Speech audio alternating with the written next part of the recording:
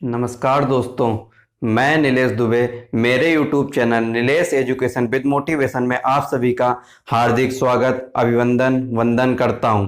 जैसा कि हम लोगों ने आधुनिक भारत के इतिहास को पढ़ना चालू किया था, 3 क्लासेस हम लोग ऑलरेडी इसकी पढ़ चुके थे, लेकिन कुछ अस्वस्थ होने की वजह से हमारी क्लास बीच में रुक गई थी। तो काफ़ी लंबे अंतराल के बाद हम लोग आज से अपनी प्रॉपर क्लास रेगुलर फिर से स्टार्ट करेंगे।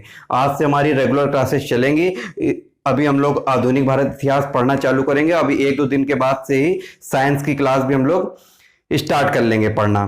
तो हम लोगों ने, जैसा कि हम लोगों ने बहादुर शाह प्रथम तक हम लोगों ने पढ़ लिया था और क्वेश्चन आंसर की श्रृंखला भी हम लोग लगातार करते चले जा रहे थे। तो उसी के आगे पिछली क्लास को कनेक्ट करते हुए आज हम लोग उसी को आगे क्लास को कंटिन्यू करते हैं। तो जो हम लोगों ने बहादुर शाह प्रथम के बारे में हम लोगों ने पढ़ लिया था, तो उसी से रिलेटेड आज क्वेश्चन पहले कर लेते हैं। फिर बहादुर शाह प्रथम के बाद जहांदार शाह के बारे में मैंने बता भी दिया था आपको, लिखना नोट करना रह गया था, नोट भी कर लेंगे। तो जैसा कि हम लोग बिना देरी किए हुए आज की क्लास स्टार्ट करते हैं।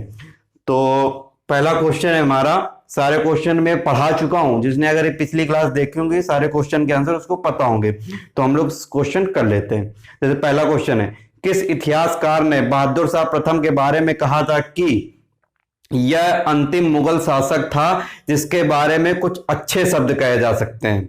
इतिहासकार हैं जिसने बहादुर शाह प्रथम के बारे में कहा था कि यही एक अंतिम मुगल शासक था जिसके बारे में अच्छे शब्द कहे जा सकते हैं। तो इसका आंसर आप लोग कमेंट बॉक्स में जरूर देंगे। मैं बता देता हूं इन सभी के आंसर, जिनकी आज ये पहली क्लास है, लेकिन पहले आप लोग प्रीवियस क्लास देखेंगे।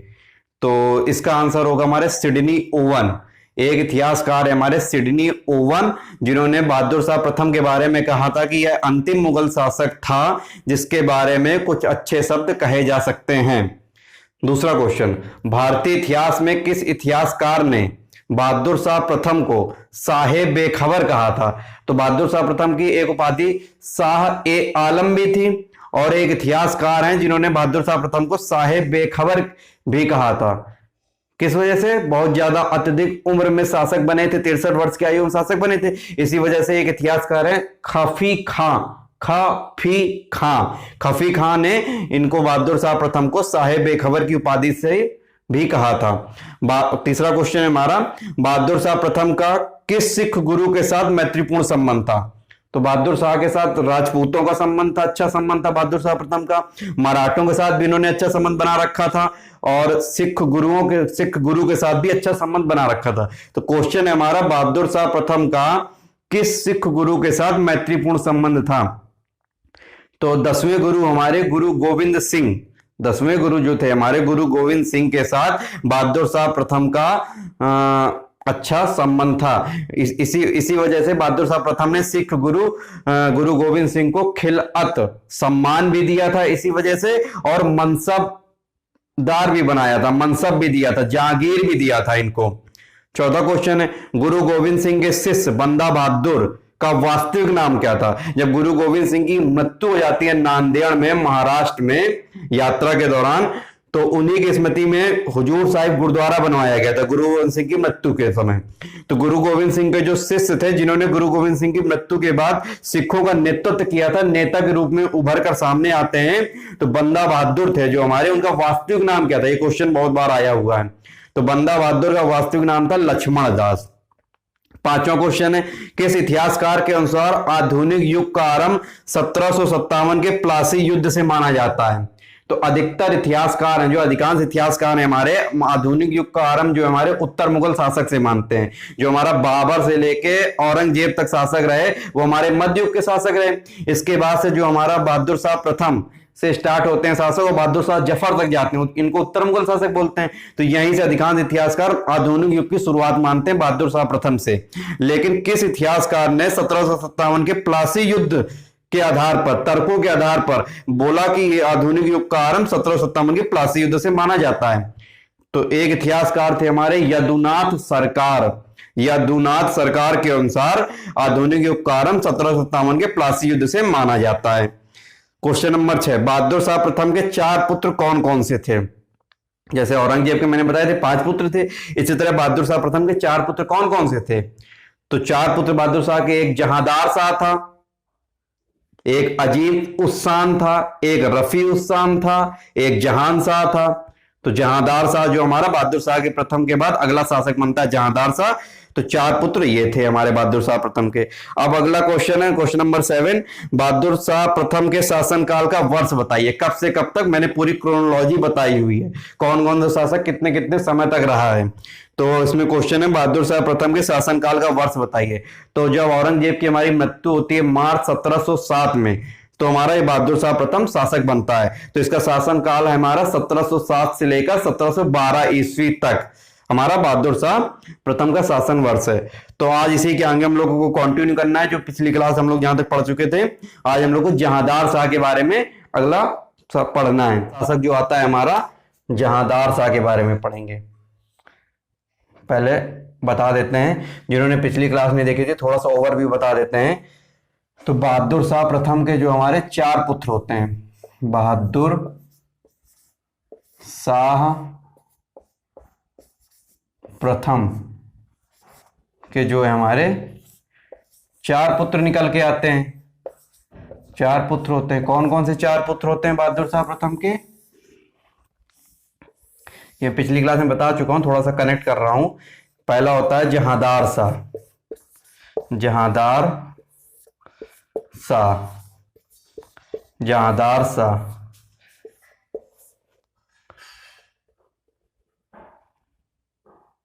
फिर रफी उस्सान, रफी उस्सान। इसके बाद अजीम उस्सान, अजीम उस्सान बहादुर शाह का पुत्र। और चौथा पुत्र होता है जहान शाह, जहान शाह। तो ये बहादुर शाह प्रथम के चार पुत्र होते हैं। तो चार पुत्रों में जो हमारा जहांदार शाह है, ये हमारा रफी उस्सान की, ये अजीम उस्सान की और जहान शाह की, तीनों की ये हत्या करता है। जहांदार शाह जो होता है हमारा, रफी उस्सान की, अजीम उस्सान की और जहान शाह की, तीनों की हत्या करके अगला शासक जहांदार शाह बन जाता है। तो इसमें से हमारा एक क्वेश्चन तो ये निकल के आएगा, बहादुर शाह के चार पुत्र कौन कौन से थे, चारों के नाम हो गए। अब इसमें से एक क्वेश्चन निकल के आता है कि जो बनेगा फर्रुख सियर, तो किसका पुत्र था। तो फर्रुख सियर जो है हमारा अजीम उस्सान का फर्रुख सियर पुत्र था। और मोहम्मद शाह रंगीला जो इसके बाद शासक आएगा, वो किसका पुत्र था, वो जहान शाह का पुत्र था। तो मोहम्मद शाह रंगीला जहान शाह का पुत्र था, फर्रुख सियर अजीम उस्सान का पुत्र था, और रफी उस्सान के दो पुत्र निकल के आते हैं। कौन कौन से, रफी उद्दरजात और रफी उद्दौला, जो कि बहुत कम समय के लिए शासक बनते हैं, लगभग 3-3 महीने के लिए शासक बनते हैं, या लगभग 3-3 महीने के लिए ज्यादा शासक बनते हैं। तो ये ओवरव्यू हो गया। तो आज हम लोग को मेन जहांदार शाह के बारे में पढ़ना है। तो हेडिंग लगा लीजिए आज जहांदार शाह। आज से हम लोग की ये क्लास, जहां से हम लोगों ने पिछली क्लास छोड़ी थी, अब ये क्लास हमारी स्टार्ट हो रही है। ये पिछली क्लास हमने ये सब मैं बता चुका हूं, एक बार फिर से मैंने बता ही दिया जिन लोगों ने पिछली क्लास नहीं देखी है। तो आज की क्लास है हमारी, हेडिंग लगाएंगे जहांदार शाह, जहांदार शाह। सबसे पहला क्वेश्चन है कि ये कब से कब तक शासक रहा, शासन वर्ष कब से कब तक रहा। तो इसका जो शासन काल का समय है, ये रहा 1712 से लेके 1713 तक, लगभग 10 महीने तक का शासन काल रहा। 10 महीने का, लगभग 10 महीने का इसका शासन काल रहता है। 10 महीने तक शासक रहा ये। जहांदार शाह का शासन वर्ष जो है 10 महीने तक है, ज्यादा लंबे समय तक इसने शासन नहीं किया था। और इसको एक अन्य नाम से भी जाना जाता है भारतीय इतिहास में, क्या बोला जाता है इसको, लंपट मूर्ख। जहांदार शाह को लंपट मूर्ख। तो क्वेश्चन आएगा, किस मुगल शासक को लंपट मूर्ख के नाम से जाना जाता है, लंपट मूर्ख। इसका मतलब होता है लापरवाह, लापरवाह। अब क्यों इनको लंपट मूर्ख बोला जाता है जहांदार शाह को, क्योंकि इनकी जो रुचि थी जहांदार शाह की, वो हमारी नृत्यों में, चारणों में, संगीतकारों में, गीतकारों में, महिलाओं में इनकी रुचि ज्यादा थी। ये लापरवाह किस्म के थे। इसी वजह से इनको भारतीय इतिहास में लंपट मूर्ख के नाम से बोला जाता है। तो इसी वजह से हमारे एक इतिहासकार निकल के आते हैं, खफी खां। इतिहासकार हैं जो हमारे खफी खां। खफी खां ने इनके लिए एक लाइन बोली है। क्या लाइन बोली है खफी खां ने इनके लिए? खफी खां ने इसके लिए बोला है, इसका काल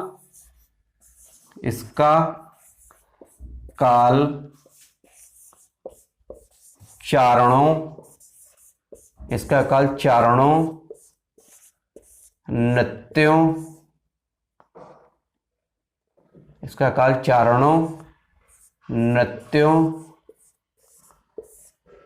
गीतकारों,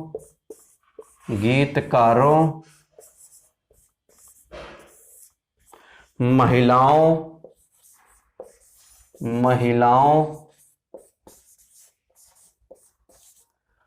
आदि के लिए स्वर्ण युग था। आदि के लिए स्वर्ण युग था। आदि के लिए स्वर्ण युग था मतलब अनुकूल था। इस सेम टिप्पणी बिल्कुल मेंस में आती है इसी तरह लिख के, किस इतिहासकार ने जहांदार शाह के लिए बोला था कि इसका काल चारणों, नृत्यों, गीतकारों, महिलाओं आदि के लिए स्वर्ण युग था। इसी वजह से ये लापरवाह किस्म के रहे थे, इसीलिए इनका नाम लंपट मूर्ख कहा जाता है। तो खफी खां ने इनके लिए ये लाइन एज इट इज बोली हुई थी। अब इसमें एक क्वेश्चन यहीं से निकल कर आता है, ये जो शासक प्रशासन में इनमें दम तो था नहीं कि खुद अपनी दम से मतलब शासक वर्ग में शामिल हो पाए, राजा बन पाए। तो किसकी मदद से शासक बनते हैं? तो हमारे एक नाम निकल कर आएगा, जुल्फिकार खां। वजीर होता है जो इसके समय पे इसके शासन वर्ग में जुल्फिकार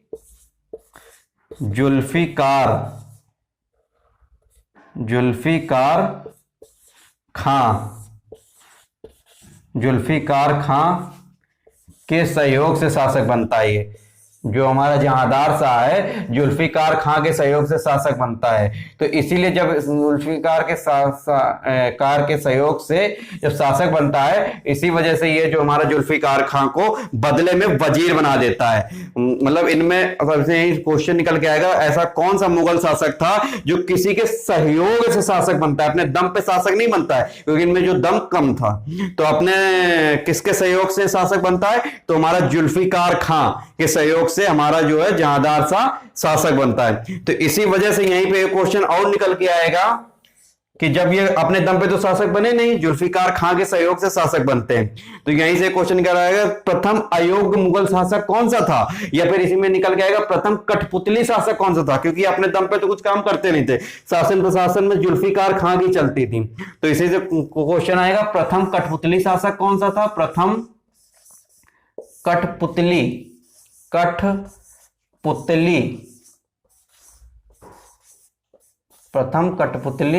ऑब्लिक अयोग्य शासक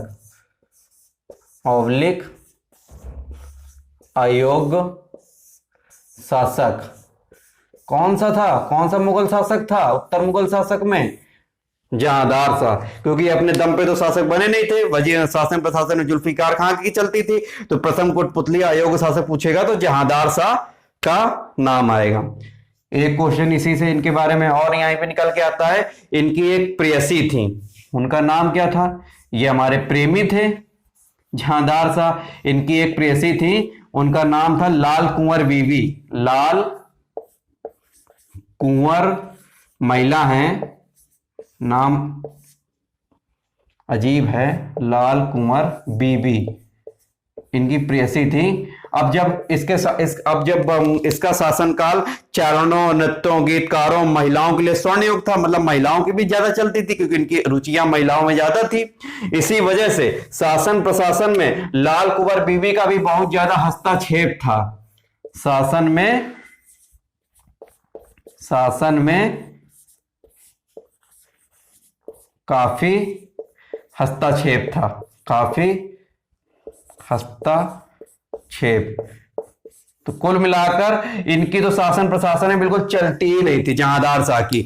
लाल कुमार बीबी प्रेयसी इनकी चलती थी और इनके वजीर जुल्फिकार खां की चलती थी। इसी वजह से इनको प्रथम कठपुतली अयोग्य शासक के रूप में भी जाना जाता है। और इतिहासकार खफी खान ने इनके लिए एक लाइन बोली है, बिल्कुल एज इट इज मेंस में आती है ये लाइन। जैसे बहादुर शाह प्रथम के लिए सिडनी ओवन ने बोला था कि यह अंतिम मुगल शासक है जिसके बारे में कुछ अच्छे शब्द कहे जा सकते हैं। इसी तरह से खफी खान ने इसके लिए एक लाइन बोली है, इसका काल चारणों, नृत्यों, गीतकारों, महिलाओं आदि के लिए स्वर्ण युग था। 1712 से 13 तक इसका समय रहा है। इसको लंपट मूर्ख भी कहा जाता है। जिसको स्क्रीनशॉट लेना है ले सकता है।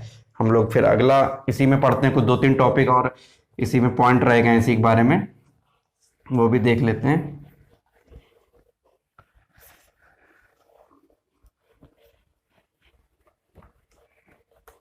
हम लोग की रेगुलर क्लास चलेगी, बस 1-2 दिन बाद से हम लोग साइंस भी अपना स्टार्ट कर लेंगे। पहले हम लोग एक बार फ्लो में आ जाएं, काफी लंबा अंतराल हो गया। कॉपी आप लोग सभी लोग हैंड रिटन नोट्स बनाइए, जैसे मैं बिल्कुल बना रहा हूँ एज इट इज, बिल्कुल हैंड रिटन नोट्स बनाइए। तो आपको बिल्कुल बस याद नहीं करना पड़ेगा, बस आप एक बार देख लेंगे वीडियो और सेव एज इट इज बिल्कुल लिख लेंगे जैसे मैं लिख रहा हूँ ना, तो बिल्कुल याद हो जाएगा आपको।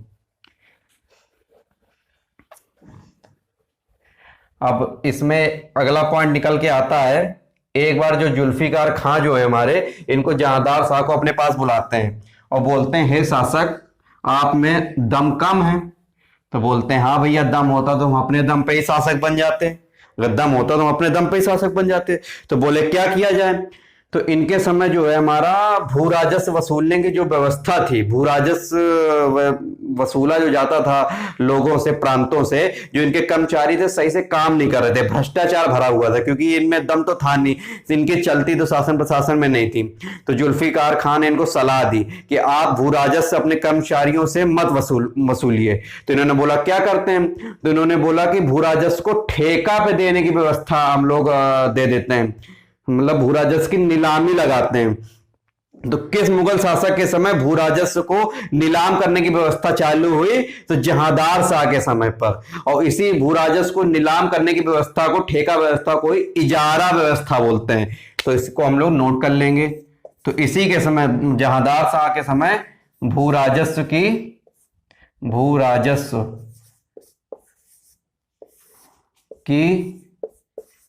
नीलामी, भू राजस्व की नीलामी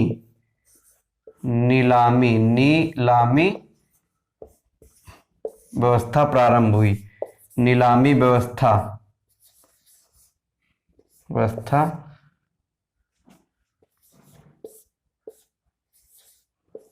प्रारंभ हुई। अब इसी को ठेका पे देने की व्यवस्था, ठेका पर देने की व्यवस्था को, और इसी को लिख के आता है पेपर में इजारा व्यवस्था, इसी को बोलते हैं इजारा व्यवस्था। अब कैसे भू राजस्व की नीलामी की व्यवस्था चालू स्टार्ट हुई। जैसे कोई हमारा प्रांत है, मान लो कानपुर है हमारा, अब कानपुर से भू राजस्व, कानपुर प्रांत से हमें भू राजस्व वसूलना है, तो नीलामी लगाई गई। किसी ने बोला हम इससे 10 रुपए वसूल करके देंगे इस जमीन से कानपुर की, किसी ने बोला 12 रुपए वसूल करके देंगे, किसी ने बोला 15 रुपए। तो बोली लगती है 1 2 3, हाथ उठाया, जिसने सबसे ज्यादा बोला कि हम वसूल कर देंगे, उसको व्यवस्था सौंप दी गई कि हाँ आप भैया भू राजस्व यहां से वसूल करके देंगे। मतलब अब कर्मचारियों का हस्तक्षेप नहीं रह गया, यहाँ पे कर्मचारियों का हस्तक्षेप जो है, कर्मचारियों का यहाँ पे हस्तक्षेप जो है कम से कम रह गया। अब लोग, मतलब अब लोग जो नीलाम हो गए, जिन्होंने अपनी जिम्मेदारी ले लेके हम वसूल कर देंगे, तो वो लोग अब भू राजस्व वसूल कर देंगे। तो इसी व्यवस्था को भू राजस्व व्यवस्था बोलते हैं। तो क्वेश्चन आएगा किस मुगल शासक के समय भू राजस्व की नीलामी व्यवस्था आरंभ हुई। तो हमारा जहांदार शाह के समय नीलामी व्यवस्था आरंभ हुई। फिर एक यहीं से क्वेश्चन निकल के आता है, अब जो इनके बावजूद थे कौन, बहादुर शाह प्रथम, उन्होंने, वो भी बहुत ज्यादा अत्यधिक उम्र के शासक थे, तो उन्होंने मराठों के साथ, राजपूतों के साथ, सिखों के साथ मैत्रीपूर्ण संबंध बनाए हुए थे, क्योंकि उनमें लड़ने लड़ने में तो ज्यादा दम रह नहीं गया था उनमें भी। तो इन्होंने भी उसी का आगे उनकी जो उन्होंने व्यवहार बनाया हुआ था उसी को आगे ये कंटिन्यू करते हैं जहांदार शाह, और ये जानते हैं कि राजपूत बहुत खतरनाक होते हैं, तो ये भी राजपूतों के साथ अच्छा संबंध बनाकर रखते हैं जहांदार शाह। तो इसी वजह से जो आमेर के राजा हैं, कौन, आमेर के राजा जय सिंह, आमेर के राजा जो हमारे जय सिंह हैं, जय सिंह को इन्होंने मिर्जा की उपाधि दी थी। तो आमेर के राजा जय सिंह को मिर्जा की उपाधि किसने दी थी? जहांदार शाह ने। कौन, किसकी उपाधि दी थी? मिर्जा की उपाधि दी थी। और मिर्जा की उपाधि ही नहीं दी थी, इनको मालवा का मनसबदार भी बना दिया था। तो किस, मालवा का मनसबदार भी बना दिया था। तो जय सिंह को मालवा का मनसबदार किसने बनाया था? जहांदार शाह ने। और उपाधि किसकी दी? जय सिंह को क्या दी थी? मिर्जा की उपाधि। तो यहीं से जो हमारे जय सिंह का नाम निकल कर आता है, पूरा नाम मिर्जा सवाई जय सिंह, मिर्जा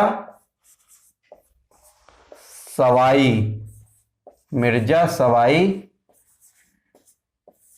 जय सिंह, यहीं से पूरा नाम निकल कर आता है। तो जय सिंह को मिर्जा की उपाधि किसने दी थी? जहांदार शाह ने। अब जय सिंह को जब दी तो अजीत सिंह को भी देगा, जो मारवाड़ के राजा थे। मारवाड़ के जो राजा थे अजीत सिंह, इनको क्या उपाधि दी? इनको महाराजा की उपाधि दी। इनको जो है महाराजा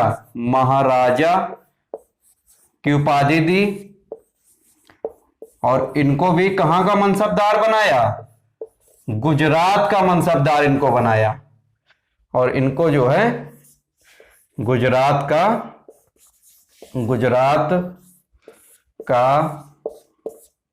मनसबदार बनाया, गुजरात का मनसबदार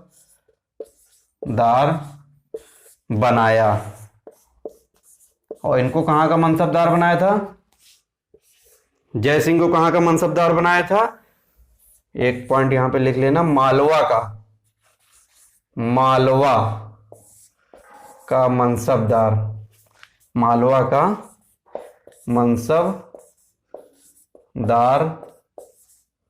बनाया।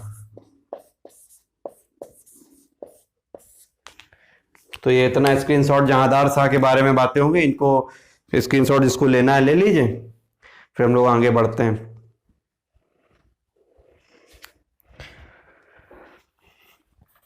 अब यहां से क्या निकल के आएगा? अगला शासक बनता है फर्रुख सियर।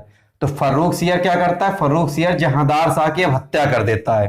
फर्रुख सियर जो है जहांदार शाह की हत्या कर देता है, क्योंकि जहांदार शाह ने फर्रुख सियर के बाबूजी, फर्रुख सियर के बाबूजी कौन थे? अजीम उस्सान की हत्या करी थी शासक बनने के लिए। मतलब फर्रुख सियर जो है अपने चाचा की हत्या करता है, किसकी मदद से? सैयद बंधुओं की मदद से। अब सैयद बंधुओं का रोल यहां से हमारा स्टार्ट होता है। अब सैयद बंधु यहां से हमारे चालू होते हैं। अब सैयद बंधु क्या है बताते हैं आगे, जिन्हें किंग मेकर, नप निर्माता या राजा बनाने वाले लोग कहा जाता था।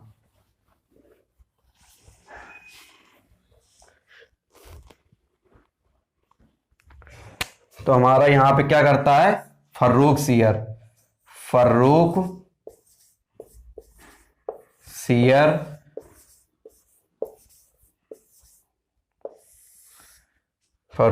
जो है हमारा सैयद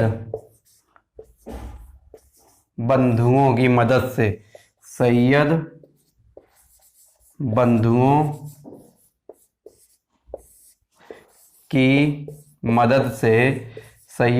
की मदद से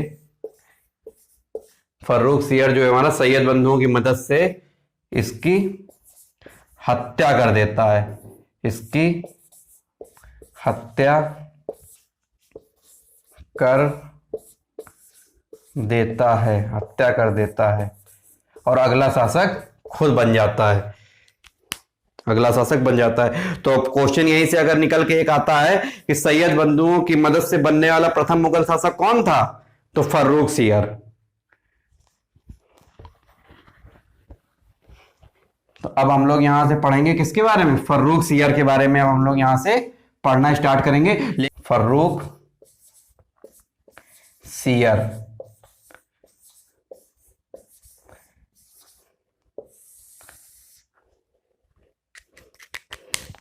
फर्रुख सियर के बारे में तो सबसे पहला क्वेश्चन निकल के आता है, फर्रुख सियर का शासन वर्ष का समय क्या है? तो इसका शासन वर्ष का समय है 1713 से लेके 1719 तक। तो फर्रुख सियर का शासन वर्ष हमारा 1713 से 1719 तक। दूसरा पॉइंट निकल के आता है, इसे भारतीय इतिहास में क्या नाम से जाना जाता है? जैसे हमारा जहांदार शाह को लंपट मूर्ख के नाम से जाना जाता है, तो इसको भारतीय इतिहास में घृणित कायर, घृणित कायर, घृणित कायर के नाम से इसको भारतीय इतिहास में जाना जाता है। घृणित कायर के नाम से भारतीय इतिहास में जाना जाता है। किसका पुत्र था ये हमारा फर्रुख सियर? फर्रुख सियर किसका पुत्र था? ये पुत्र था हमारा अजीम उस्सान का, अजीम उस्सान का पुत्र था हमारा, अजीम उस्सान।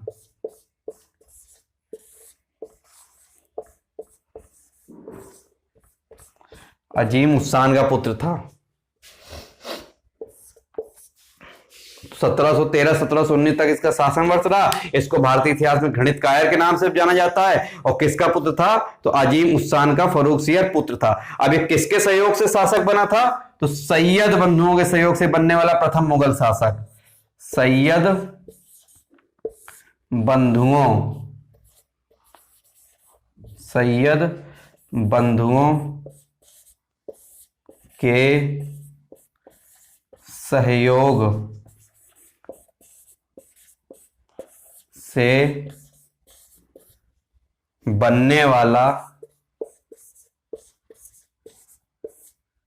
बनने वाला प्रथम मुगल शासक। तो क्वेश्चन आएगा, सैयद बंधुओं के सहयोग से बनने वाला प्रथम मुगल शासक कौन था? तो फर्रुख सियर, फर्रुख सियर। ये स्क्रीनशॉट ले लीजिए। अब यहां से हमारे जो है सैयद बंधु निकल के आ रहे हैं। अब इनके बारे में हम लोग पहले देख लेंगे, सैयद बंधु कौन थे, कहां के सैयद थे, फिर उसके बाद से हम लोग फर्रुख सियर को कंटिन्यू करेंगे। तो पहले हम लोग यहां पर फर्रुख सैयद बंधुओं के बारे में थोड़ा सा डिटेल में देख लेते हैं, फिर हम लोग फर्रुख सियर के बारे में फिर से वापस इसी में आएंगे। तो फर्रुख, क्योंकि जो चीज यहीं पे खत्म कर लेंगे तो आगे भूलेंगे नहीं, छूटेगा नहीं हमारा, यहीं का यहीं इसको खत्म कर देते हैं। सैयद बंधु कौन थे, क्या थे? बहुत दिन से हम सैयद बंधु बोल रहे हैं। आज इनके बारे में हम डिटेल से ही बता देते हैं कौन कौन से थे सैयद बंधु, क्या थे। तो सैयद बंधुओं के बारे में हम लोग देखते हैं। सैयद बंधु, अब बंधु है, बंधु का मतलब भाई, सैयद बंधु। तो मेनली जो सैयद बंधु थे हमारे, ये दो भाई थे। अब इनकी मदद से फर्रुख सियर जो है हमारा शासक बना था, हत्या करके जहांदार शाह की। तो कौन कौन से दो भाई थे ये सैयद बंधु? एक था अब्दुल्ला खां, अब्दुल्ला खां, अब्दुल्ला खां, और दूसरा था हुसैन अली खां, हुसैन अली खां। ये दोनों भाई थे, हुसैन अली खां, हुसैन अली खां। तो जब इनकी मदद से हमारा फर्रुख सियर जो शासक बनता है, तो इसके बदले में इन दोनों भाइयों को कुछ मिला होगा। तो अब्दुल्ला खां को क्या कि फर्रुख सियर ने बनाया, वजीर बना दिया, वजीर बनाया। वजीर अर्थात प्रधानमंत्री, प्रधानमंत्री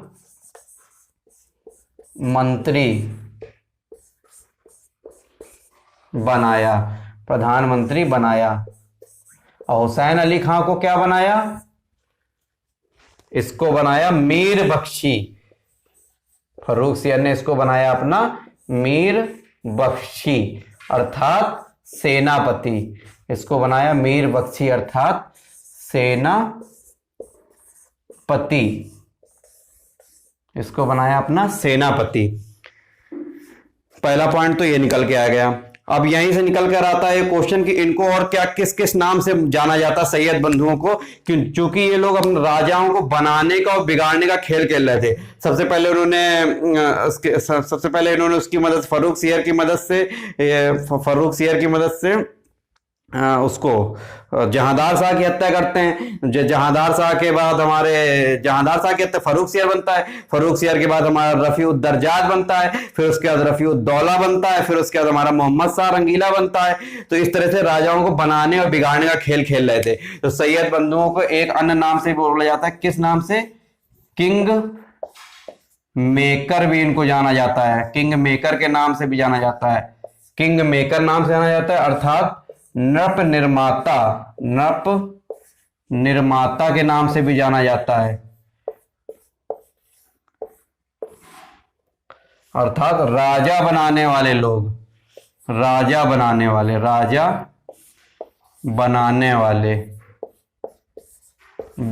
वाले इस नाम से भी जाना जाता है सैयद बंधुओं को, क्योंकि राजाओं को बनाने और बिगाड़ने का खेल खेल रहे थे। यहीं से एक क्वेश्चन निकल के आता है, ये कहां के सैयद थे, कहां के रहने वाले थे? तो ये जो हमारे रहने वाले थे कहां के? बाराह के सैयद थे। बाराह के सैयद थे। बाराह कहां पर जगह है? बाराह के सैयद थे तो इलाहाबाद में एक तहसील है। बाराह जो है हमारी इलाहाबाद में जगह पड़ती है। इलाहाबाद में तहसील है बाराह, वहीं के हमारे ये सैयद थे, हमारे बाराह के सैयद थे। इसी से क्वेश्चन निकल के आता है कि सैयद बंधु का शासन प्रशासन में कितने समय तक प्रभाव रहता है? तो 1713।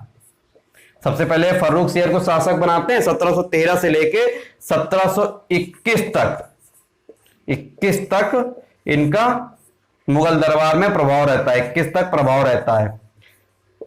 अब 21 तक क्यों रहता है? क्योंकि जब हमारा 1719 में मोहम्मद शाह रंगीला अगला शासक बनता है तो ये हमारा 1722 में चिलकिलिच खां एक षड्यंत्र रचता है, और चिलकिलिच खां अर्थात निजाम उल मुल्क, और जिसको आसफ जा भी बोलते हैं, उसकी मदद से इसकी हत्या करा देता है मोहम्मद शाह रंगीला सैयद बंधुओं की। तो 1713 से 1721 तक इसका मुगल दरबार में इनका सैयद बंधुओं का काफी हस्तक्षेप रहता है। अब यहीं से एक क्वेश्चन और निकल के आता है, इतना पहले स्क्रीनशॉट ले ले जिसको लेना है। यहीं से क्वेश्चन निकल के आता है, सैयद बंधु जो थे हमारे किस गुट के अर्थात किस दल के नेता थे? मतलब मुगल दरबार में कई सारे गुट थे, तो किस गुट के या किस दल के ये हमारे नेता थे हमारे सैयद बंधु? ये क्वेश्चन बहुत ज्यादा इंपॉर्टेंट है। तो मुगल दरबार में सबसे पहले तो जो हमारे प्रशासनिक अधिकारी होते थे उनको क्या बोला जाता था? मुगल दरबार के प्रशासनिक अधिकारियों को अमीर बोला जाता था।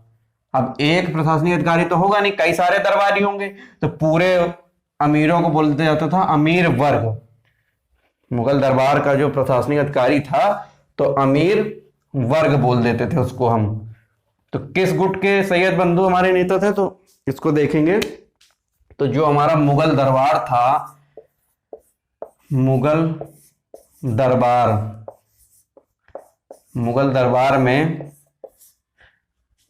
अमीर जो प्रशासनिक कर्मचारी थे हमारे, वो अमीर कहे जाते थे मुगल दरबार में। तो कई सारे थे तो अमीर वर्ग बोल दिया गया। ये क्या है? हमारे प्रशासनिक अधिकारी, प्रशासनिक अधिकारी। अब ये जो अमीर वर्ग थे ये अपने अपने कई सारे गुट बनाए हुए थे, और सब लोग चाहते थे कि हमारे पक्ष का शासक बने, हमारे पक्ष का। तो आपस में ये लोग लड़ते झगड़ते रहते थे। तो इन्हीं अमीर वर्गों में मुख्यतः 3 गुट जो हमारे प्रथम थे जिनकी पूरे मुगल दरबार में चलती थी। मुख्यतः 3 ही गुट थे तो और भी, लेकिन मुख्यतः 3 ही की सबसे ज्यादा चलती थी। कौन कौन से गुट थे? एक हमारा हिंदुस्तानी दल था, हिंदुस्तानी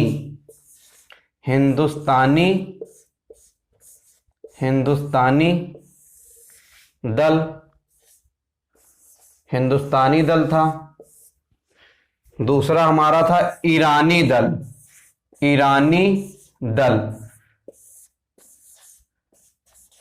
तीसरा था हमारा तुरानी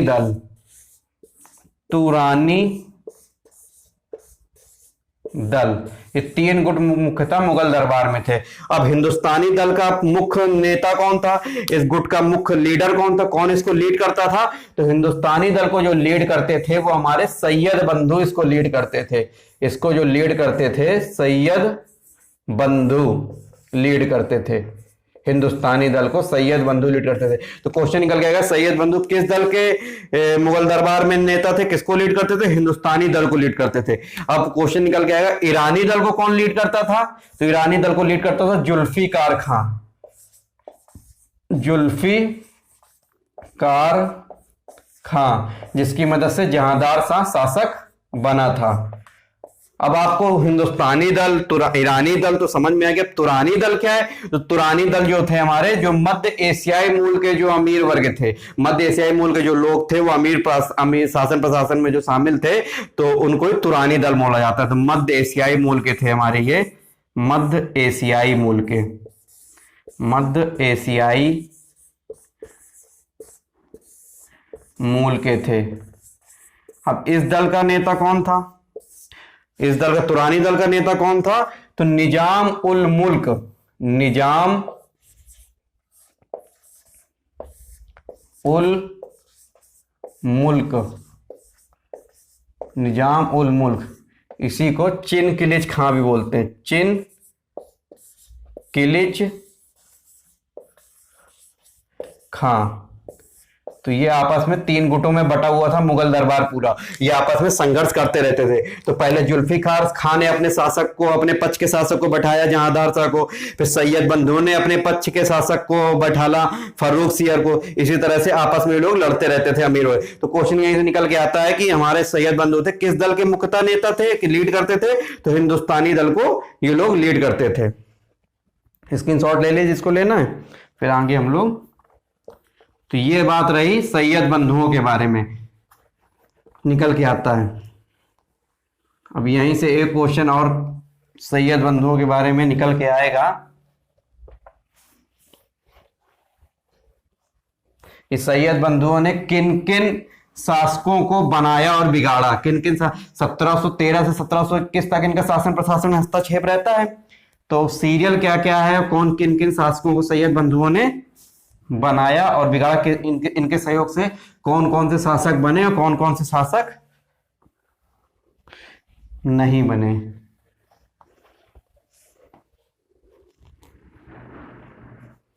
सैयद बंधुओं के सहयोग से सबसे पहले हमारा बनता है फर्रुख सियर।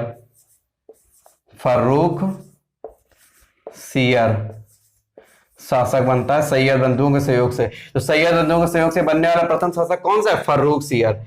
इसके बाद अगला शासक बनता है रफी उद्दरजात, इसी के सहयोग से, जो लगभग 3-3 महीनों के बहुत कम समय तक ये शासक रहते हैं। रफी उद्दरजात। अगला शासक बनता है रफी उद्दौला। ये दोनों आपस में भाई रहते हैं, रफी उद्दरजात और रफी उद्दौला, जो कि रफी उस्सान के पुत्र रहते हैं। रफी उद्दौला 3-3 महीनों के लिए समय के शासक रहते हैं। इसके बाद अगला शासक बनता है हमारा मोहम्मद शाह रंगीला। मोहम्मद शाह रंगीला। तो ये 4 शासक होते हैं हमारे, जो सैयद बंधुओं के सहयोग से शासक बनते हैं। सैयद बंधुओं के सहयोग से बनने वाले शासक, सैयद बंधुओं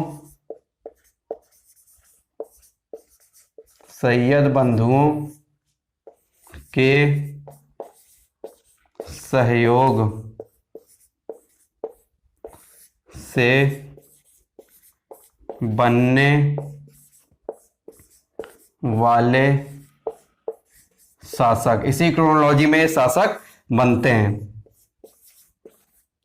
1713 से 1719 तक फर्रुख सियर रहता है, फिर 1719 में ही 3 महीने के लिए रफी उद्दरजात रहता है, और उससे कम समय के लिए रफी उद्दौला निकल आता रहता है। तो यहीं से क्वेश्चन आता है कि हमारा सबसे कम समय तक बनने वाला मुगल शासक कौन था, जिसने सबसे कम समय तक शासन किया था? तो पहला नाम निकल के आएगा रफी उद्दरजात, और दूसरा शासक पूछेगा सबसे कम समय तक बनने वाला, तो रफी उद्दौला। और इसके बाद अगला 1719 में दोनों 3-3 महीने के लिए बनते हैं। इसके बाद अगला शासक बनता है मोहम्मद शाह रंगीला, सैयद बंधु के सहयोग से। इसी के समय 1722 में सैयद बंधुओं की हत्या हो जाती है। निजाम उल मुल्क जो हत्या कर देता है, षड्यंत्र मोहम्मद शाह रंगीला रचता है सैयद बंधुओं के खिलाफ। तो यह शासक बनता है हमारा 1719 से 1748 तक।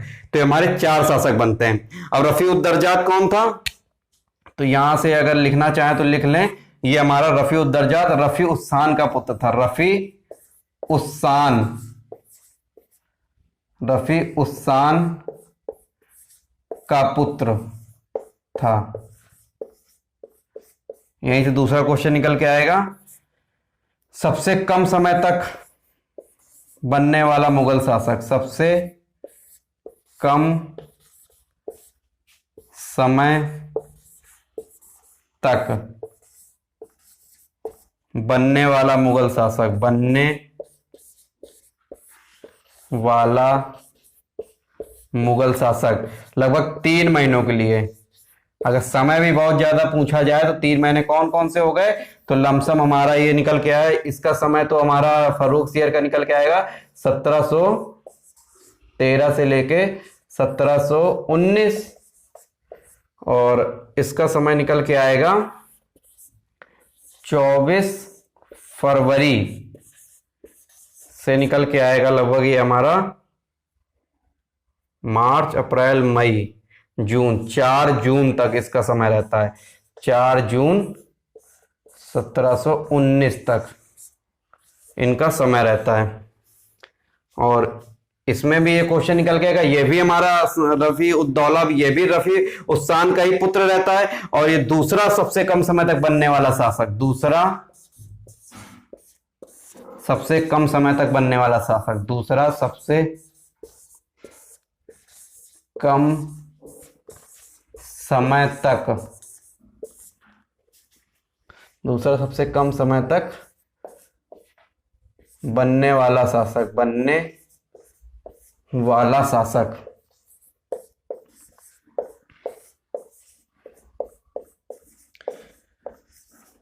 और जब ये रफीउद्दौला शासक बनता है तो किस उपाधि के साथ शासक बनता है रफीउद्दौला? तो शाहजहां द्वितीय की उपाधि के साथ जब ये शासक बनता है तो शाहजहां की द्वितीय उपाधि लेता है। शाहजहां द्वितीय की उपाधि के साथ शासक बनता है, की उपाधि लेता है और शासक बनता है। और मोहम्मद शाह रंगीला का समय अगर देखा जाए, ये भी सैयद बंधुओं के सहयोग से बनता है। इसका समय हमारा 1719 से लेके 1748 तक। तो ये स्क्रीनशॉट ले लीजिए जिसको लेना है। तो ये हमारा सैयद बंधुओं की कहानी खत्म होती है। अब हम लोग जो कंटिन्यू कर रहे थे फर्रुखसियर के बारे में, जो बीच में रुक गया था फर्रुखसियर। तो फर्रुखसियर के बारे में कंटिन्यू करते हैं। आज हम फर्रुखसियर के बारे में बता देते हैं आपको, क्योंकि टाइम ज्यादा हो रहा है। लिखा हम इसके आगे कंटिन्यू कल कर देंगे, वरना क्लास काफी लंबी हो जाएगी। ज्यादा लंबी क्लासेस, स्टूडेंट बोलते हैं कि ज्यादा लंबी क्लासेस मत करा करिए, इसलिए मैं आपको फर्रुखसियर के बारे में बता देता हूं। तो फर्रुखसियर का जो समय होता है वो हमारा 1713 से 1719 तक रहता है। फर्रुखसियर को भारतीय इतिहास में घृणित कायर के नाम से भी जाना जाता है। इसके अगला पॉइंट है, भारतीय इतिहास के घृणित कायर के नाम से भी जाना जाता है। इसके बाद फर्रुखसियर जो है हमारा सैयद बंधुओं के सहयोग से बनने वाला प्रथम मुगल शासक कौन है? तो हमारा फर्रुखसियर, पहला मुगल शासक सैयद बंधुओं के सहयोग से बनने वाला फर्रुखसियर है हमारा। इसके बाद अगला कुछ सैयद बंधुओं के बारे में आपको सब बता ही दिया डिटेल में। इसके बाद 1716 का एक समय आता है। 1716 में जो हमारा बंदा बहादुर होता है, गुरु गोविंद सिंह का शिष्य, जिसका वास्तविक नाम लक्ष्मण दास होता है, उसको पकड़ा जाता है फर्रुखसियर के समय ही 1716 में। कहां से पकड़ा जाता है? गुरुदासपुर से। गुरुदासपुर से पकड़ा जाता है लक्ष्मण दास को, पकड़ लिया जाता है और दिल्ली में लाया जाता है। पंजाब, गुरुदासपुर पंजाब में, दिल्ली में लाया जाता है और उसकी हत्या कर दी जाती है। 1716 में यह घटना होती है। और फर्रुखसियर के समय जो निजाम उल मुल्क है को सर्वप्रथम दक्कन जो उत्तर भारत दक्षिण भारत को बीच में दक्कन जोड़ता है, दक्कन, तो दक्कन में 6 मुगल सूबे होते हैं। तो दक्कन के 6 मुगल सूबों का सूबेदार फर्रुखसियर के समय निजाम उल मुल्क को बनाया जाता है। तो निजाम उल मुल्क को सबसे पहले दक्कन का मुगल सूबेदार किसके समय बनाया जाता है? फर्रुख सियर के समय बनाया जाता है। फिर अगली घटना होती है 1717 में, और ये सबसे ज्यादा इंपॉर्टेंट घटना है 1717 घटना, क्योंकि इसमें क्या होता है 1717 में उस समय 1717 में एक ब्रिटिश ईस्ट इंडिया कंपनी के जो एक प्रतिनिधि मंडल बनकर आता है, ब्रिटिश ईस्ट इंडिया कंपनी जो अपना एक प्रतिनिधि मंडल फर्रुख सियर के पास भेजती है, और उस प्रतिनिधि मंडल का मुख्य नेता लीडर कौन होता है? जॉन सुरमन के नेतृत्व में एक प्रतिनिधि मंडल फर्रुख सियर के पास आता है। फर्रुख सियर को जो उस समय एक बीमारी हो गई थी, या बोल लीजिए कि फोड़ा टाइप बीमारी, फोड़ा ओड़ा निकल आया था उनके, तो नीम हकीम से अपना इलाज करवा रहे थे, लेकिन आराम नहीं लग रहा था। ये बात अंग्रेजों को पता चली, तो अंग्रेज तो होशियार, हमेशा ताक में बैठे रहते हैं, तो उन्होंने एक प्रतिनिधि मंडल फर्रुख सियर के पास भेजा। अब उस प्रतिनिधि मंडल में पूछेगा कौन कौन शामिल था, तो उसमें एक डॉक्टर को भी इन्होंने देखो भेजा, क्योंकि इनकी बीमारी का इलाज कराएंगे, इनको आराम लगेगा, तो कुछ इनको इनके पक्ष में फर्रुख सियर कुछ आदेश देंगे।